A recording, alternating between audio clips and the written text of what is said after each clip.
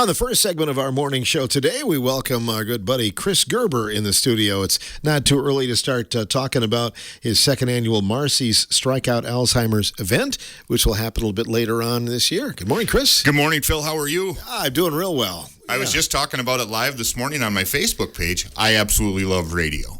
I did it for a while when I was younger and got smart. Got a lot smarter. You get a lot smarter doing radio, and I have a face for radio, Yes, according to too. what my mom said. So, I'm a good-looking fella then. Yes, you are. No, I mean, you got smart and you found another occupation. I miss the radio sometimes. I envy you sometimes just because music is one of those things that changes people's attitude every day. Yes, it does. So, Marcie's second annual. The first annual was held in November last year. We raised $5,133 in a one-day event at the Phoenix Center, and the Alzheimer's Association couldn't believe quite that we raised that much with just a bunch of bowlers in Richland Center, Wisconsin. But my second annual will be November 8th. So that's Saturday, November 8th of 2025. So it's coming up soon. We're just over a month out. So it's kind of wild to me that we're there.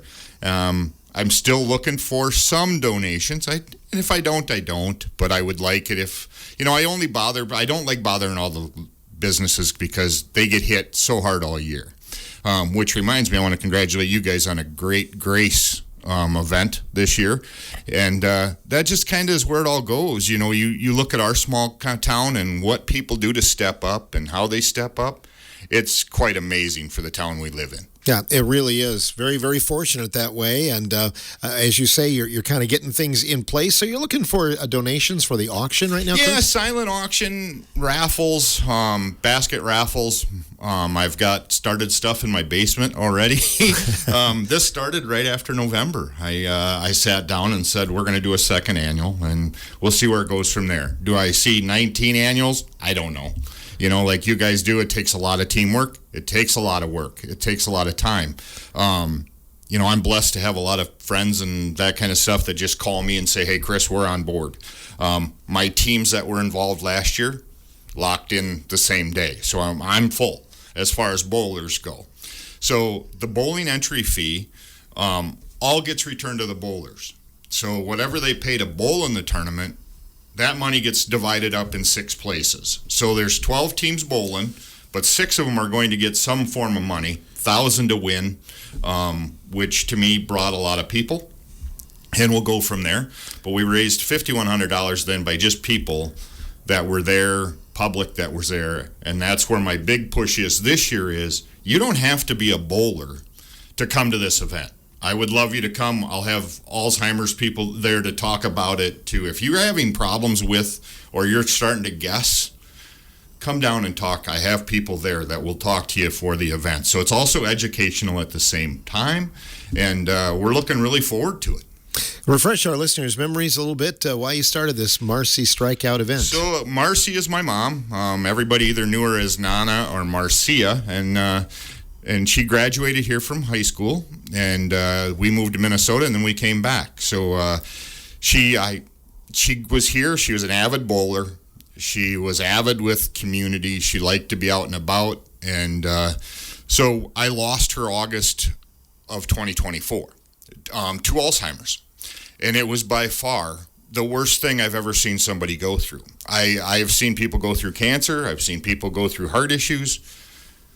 This whole dementia Alzheimer's thing is by far, and I was her legal guardian, so it was even tougher there of trying to talk to help and then trying to get her diagnosed. That's the hard part, is getting people to test and because they're not going to the doctor, and then if they hear the news.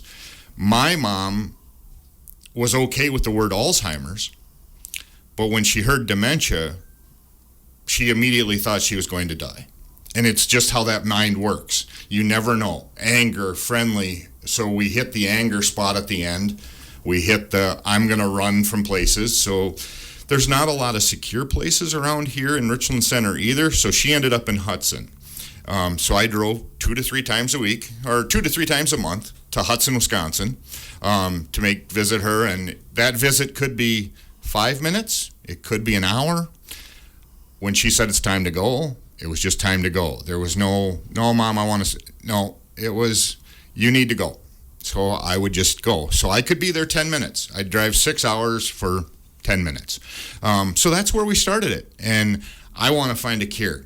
There is so many more people that have come forward now with, as you can tell by the stat sheets that I gave you that we'll go over too, just the amount of people that are getting diagnosed and living with it. But then also, I was considered an unpaid caregiver. I did not collect money for it. I didn't do any of that. And that amount is gaining big time anymore because of the cost. I mean, my mom's facility was $9,000 a month. We didn't have that. It comes from the state or the federal. So then you're trying to balance her budgets, and there's, each of them gets to live off about $45 a month or something like that. And, it wasn't, but it was an awful disease. So that's why I started it. We're going to branch out this year. Some of the money is going to go to smaller organizations that are helping, such as the police department. The police department played a big role with my mom because she ran from Harvest so many times. They would have to deal with her, and they have to deal with those people and have to know. So I'm going to probably try to help out with that way as well with Project Lifesaver and other things like that. Yeah, I've heard tell, and we've had guests in the studio talking about trying to make it an Alzheimer's friendly community, and so maybe some of the money could be used for taking those steps too. Right? Yeah, and that was my mom. She was wandering from Harvest, so she was at Quick Trip numerous times, and nobody knows. I mean, and I'm not saying they're unfriendly, but to understand and how to deal with someone that may have that. And be wandering around, and you're wondering, well, she's probably just a little crazy. When she has a physical disease or a mental disease, can you get to your supervisor, or can you turn somebody over that way? More training. And ADRC here in town, I may be prejudiced, but they do a phenomenal job. Pam does a great job with that as far as talking about it and getting education out there. And I think that's one of the big steps here, where more businesses need to understand that somebody wandering around your store, my mom, thank God she didn't walk into any of the old houses where she grew up. Who knows what would have happened in these times? She went to every house. She kind of remembered where most of the houses where she grew up as a kid, but she wondered why none of her friends were there with their bicycles or anything else. I mean, it's that kind of mentality that they just resort back to, and you can't do anything about it. You brought some stats, Chris, that are quite staggering, actually. Yeah. Where do you want to start? Well, just the number of Americans living with the disease. Yeah, over incredible. 7 million. Yeah. That's, to think about it, that's a lot of people. And to, just in Wisconsin, you're dealing with 65 or older, you're dealing with 110,000 people in 2020. And they're expecting that's going to grow by 10%. So, it's crazy that way, but then the total value of unpaid health care in Wisconsin alone was $6 billion. And when you're starting to see those kind of things and the amount of hours, and the caregivers also, if you look at it, the caregivers, 27% have depression, they figure. And because of all the stress dealing with all of that, my wife runs the ADRC, so when my mom got diagnosed, because of conflict of interest, she couldn't help me. She couldn't talk to me, nor could anybody that works under her. So now I'm dealing with the Capital Consortium out of Madison. So I have no person that I can go to in person and say, hey, I have a question with this. They couldn't help me. They're locked out. They couldn't look at her account. They couldn't. And there's some of those things that I feel need to change. Do I get it? Yes, I get it. I get that there could be helping get around financials, whatever it may be. I don't know. I don't live that way, I guess, so I don't know how to beat the system, or do I want to? I was just trying to get the best care for my mom, and it was almost impossible because my wife is very much, if that's what they say, that's what we say, so we're not dealing with it, and her workers are the same way, and I don't blame them. It's their job. It's their way to go about it, but some things need to change, and I feel research for cancer, for Alzheimer's, for all of this stuff, and it's only going to get worse. I think one of the big ones is that it's 2,300 deaths in Wisconsin, which ranks 7th. And then you see just the amount of it pancreatic cancer and a couple others combined don't total what we're going to lose with dementia/Alzheimer's. And people are looking at it as two separate things. Dementia's kind of the big umbrella. All these other things fall underneath it. So we go from there. But if you have questions, or if you're struggling, or you think that someone that you love dearly has Alzheimer's or dementia, please reach out. I look more back at what I saw of my mom, and I probably could have diagnosed it earlier. However, I know she was stubborn enough to probably not want to do anything or listen to me about it. Yeah, a lot of moms are. Trying to pull car keys out of somebody that's been independent all her life and she drove everywhere. Thank goodness her grandson had a little bit of persuasion, and she handed him over to him when he said it. But you have to play those angles. And if you're going to get frustrated or you're going to get upset, you're probably not the person to deal with the loved one that has Alzheimer's. You may want to sit back and let somebody that has a different angle or a different approach, because every day changes. And it's just wild to me. It was kind of like the movie Groundhog Day, where it all woke up the same, but for one person, but it was totally different for somebody else. And for her day was never the same. Mom, you can't walk away from here. Well, we all know that, but she didn't. She didn't know that she needed to stay where she was, and it was a better, safer option. She just took off. She would go to where she remembers being a kid, it was safe. Or the day she looked at me in the ER, which everybody said, Chris, wait until she forgets who you are. That was the hardest day. I was the baby in the family. She was my bowling coach, my baseball coach, my little league coach. She did everything, helped me for me. But when she looked at me and said, you look familiar. And you can't say, well, I'm your son, because she doesn't quite know. So I'm like, oh, really? And where do I remember you? You got to start. And that's where the education really comes in important. Mm-hmm. Yeah, it really does. And I think that's one of the goals with your whole event. Moreover, from the money aspect, it's just building awareness, Chris. Correct. And the bowling portion of it comes in because my mom and I, that was one of our loves we had together. We could always go bowling together. I coached her. She coached me. She helped me through high school. And even when I started bowling in college, Mom was always there. She'd ask me how I was and, all of those, how things went. So the bowling aspect of it is just because that's what I love and that's what she loved. So it was our connection. So it was easy to connect that. The money raised here strictly so people can hopefully have one day where we don't go through this. I mean, and the amount of families locally, just like cancer, it reaches so many people and you don't even know.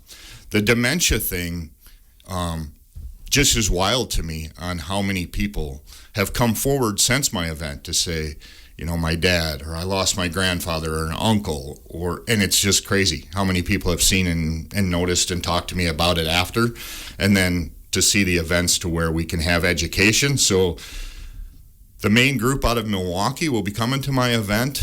They'll be bringing canned koozies and things like that, but they'll be there mostly for the education to help people with avenues, how to handle things. Pam will be there as well.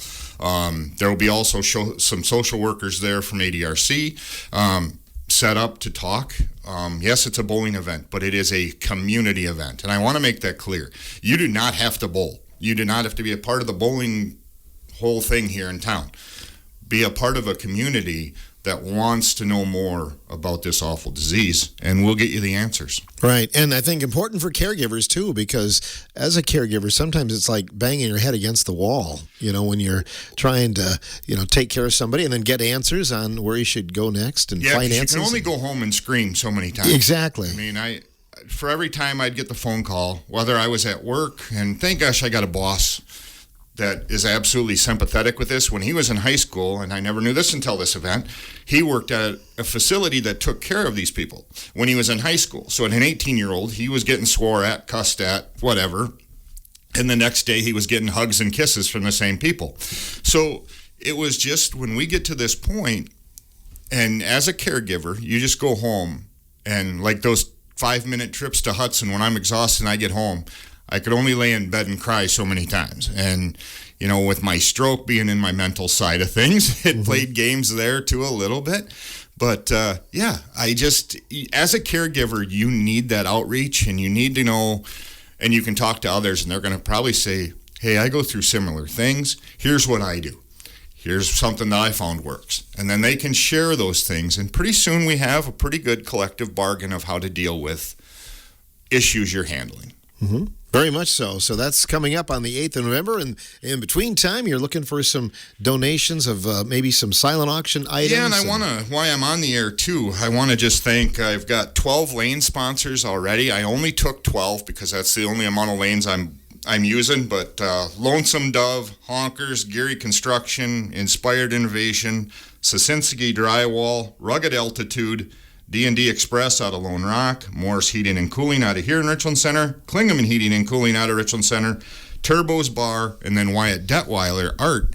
They're ones that had stepped up for the lane sponsors. I called them, but I have 51 donations already, whether it's Roxanne and I or multiples from others. Others have given me multiples. So this is where I say it's a community event. We'll have framed art. We'll have home decor. I believe because of my bowling and way I've reached out to people, I've got 3 professional autographed bowling jerseys from some of the best bowlers in the world, and I'll have them there. But then I've got RotoCap, for example. UTV market is so big anymore. They're a hard tonneau cover. They sent me the cooler too. They're a $1,000 package. I have 2 of those. They'll be up for silent auction. My boss with a turn signal kit gift card. So we have stuff for everybody. And then I'll also have shirts on sale as well. None of this money goes to me. None of this goes to anybody that helps me. Thank God I got a big family that helps up and shows up. And I've got friends approaching me saying, hey, need help that day? Yeah, I need a lot of help that day selling tickets and raffles. We'll have 50-50 bucket raffles, all that kind of stuff. So. Yeah, that's what I was going to ask you. How do we go about winning the bids? So silent auctions will be all laid out on the table. So you walk in, write your name down, your phone number. I square up everything that day. So we're bowling by 11. Registration's at 10:30. I'll have a table set up for just raffle tickets that you can buy for the bucket raffles. They're a big ticket with your number on it, and then you keep that. And then there's 17, I think, or 15 little tickets that you'll drop in all the buckets that are available.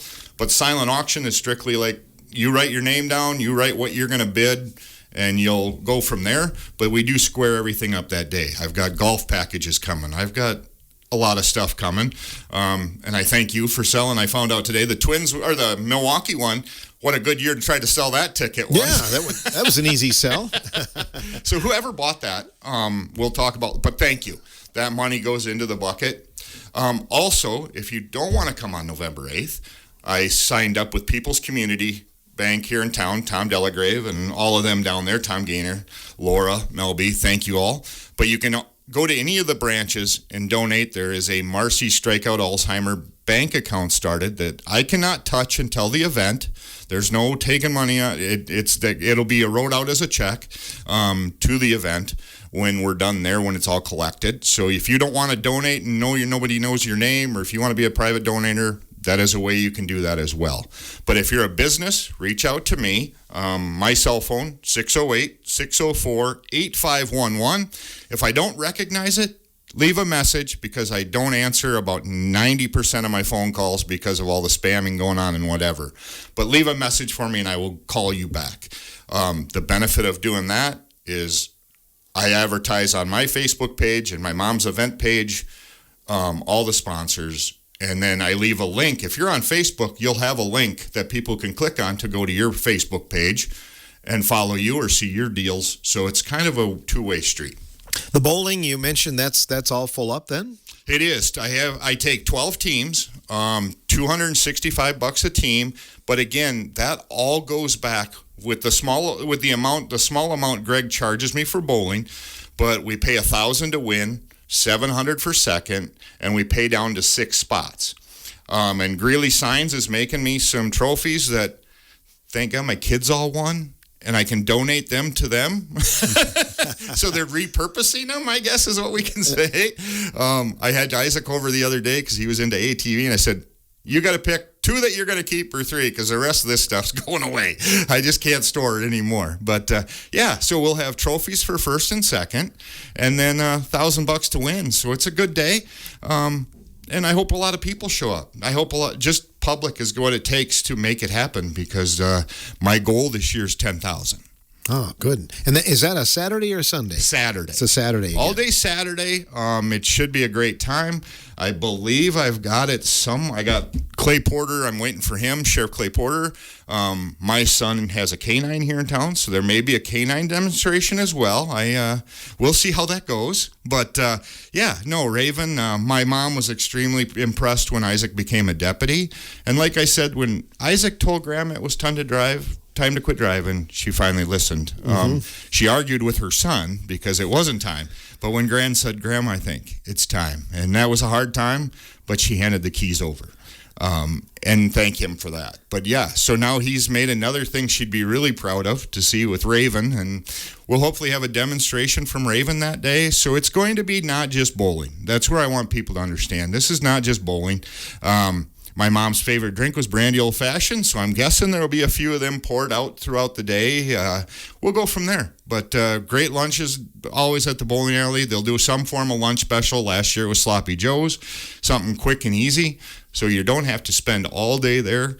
But if you want to come down and win some great prizes, and if you want to be involved, you can text me at that number too, and if you're on Facebook, I'll gladly invite you. I only invited my friends to the event because it's the only easiest way to do it. But if you want to be invited and you want to see what's all involved, it's all on my events page for my mom. Sounds like you got all your ducks in a row, Chris. Yeah. Thanks for coming in to see us today. No problem. Thanks, Phil. And we'll talk about it as it gets closer to the event, but I think it's important to get it on today and let people know what's going on. And like I said, 608-604-8511 will get you in touch with me, and we'll go from there. Got nice shirts, too. Yeah, you got the hot one off the press. Look at that. There is nobody else that has one of them in the public right now. Wow. You're the only one. I like it. Yeah, it looks good. It's got the purple on there. Yeah, it's got the purple, and then on the back it says, "Don't stop believing in a cure." So we came up with, I was working with a company that out of Aiken where I grew up.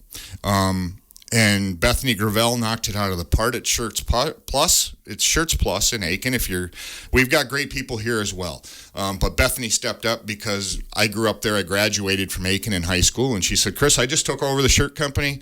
I'd love to have your business. We do something?" And she came up with the whole design and everything, and it's a knocked out of the park shirt. Those will be available for $25 as well at the event. So until they're gone. I've got about 40 of them or 45 of them that won't be spoken for. That's a nice bowling shirt. Yeah, it'll be fun. So I hope to see everybody.